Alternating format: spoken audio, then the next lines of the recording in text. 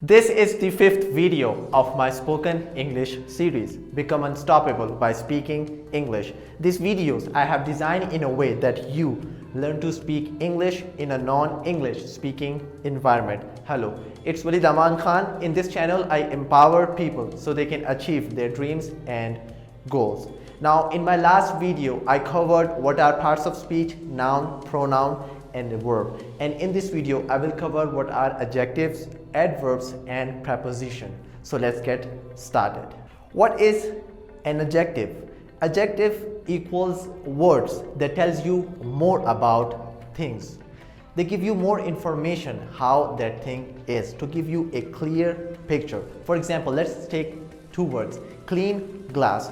In these two words, the word clean gives you more information about the glass. If we remove the word clean, only glass, we do not understand which glass, small glass, big glass, clean glass, dirty glass, cracked glass. It can be any kind of glass. With the help of adjectives, we can clearly define how the things are. Adjectives usually tell what is the color, size, shape, quality, and what is our opinion about things. Another question is, why do we need adjectives?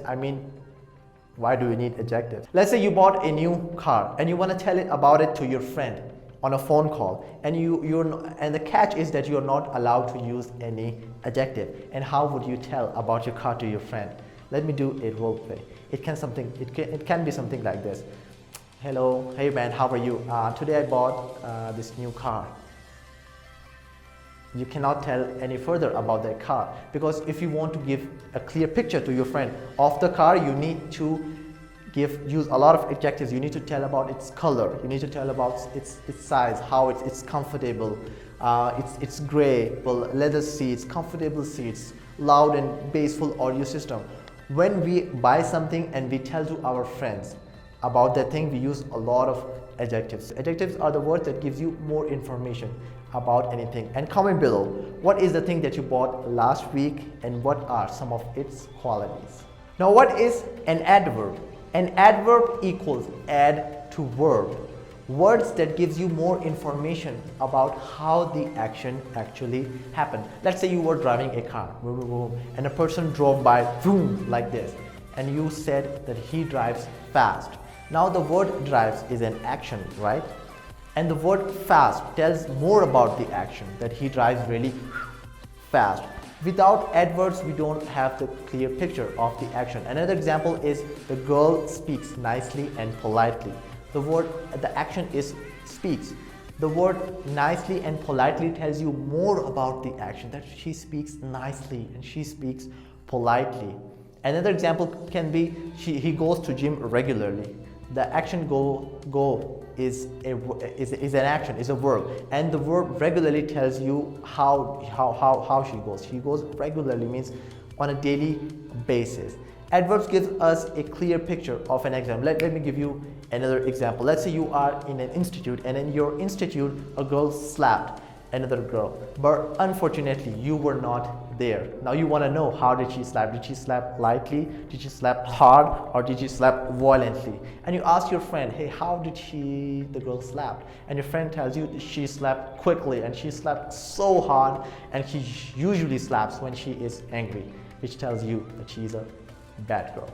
So all these words are adverbs. Adverbs tell you that how the action happened, to give you a clear, a vivid picture in your mind. Okay, this is the way the action actually happened. And adverbs mostly end with ly, and most common usage of adverbs we use are adverb of manner.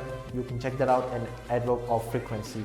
Adverb of manner is how something is done, and adverb of frequency is how often people do that action. Usually, seldom, sometimes, all these are adverbs. Number 3 is preposition. What is preposition? Preposition equals position. Tiny little words that tells you about the position of something. Position of something in time, position of something in place, and position of something in direction. Let me give you an example. Let's take position of place. Where you are at, where you are in right now. You are in your room, right? So the word in gives you position of place. Where you are watching this video. I'm watching this video on a phone. So these two are position of place. Let's take position of time. What is your date of birth? I was born in, and your date of birth. And when you are gonna go to attend that class, I'm gonna go on Monday. And let's take position of direction. Where are you going to? I'm going to some place. And where is this letter coming from? So prepositions tells you about the position of anything, most of them. Now I'm going to cover some of the basic prepositions and their common usages. In we use when something is in a covered surface, like you are in your room. In we use for weeks, months and years. And in we use when you are in your own personalized vehicle for personalized transport. And in we also use for city and country. On we use when something is on surface, just like a book, it's on a surface. On we also use for days and dates, when you're talking about days, on Monday, on Tuesday. And on we also use when we talk about a device, like you're watching this video on your phone. At we use when we are very specific. For specific in direction, in time and in place. I'm at St. Marines. I am I'm going, the ball was coming at me and at 3 o'clock. And to we use when something's direction is towards something, when something is approaching something. And from is when there is an origin, and from origin there is something coming to something.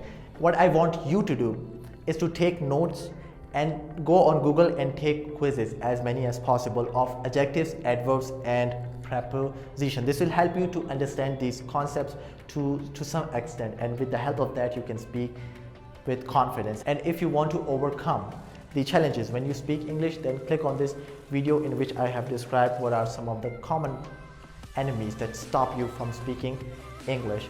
If you like the video, give it a thumbs up, hit the subscribe button and turn the notification on so you get the notification of my new grammar video.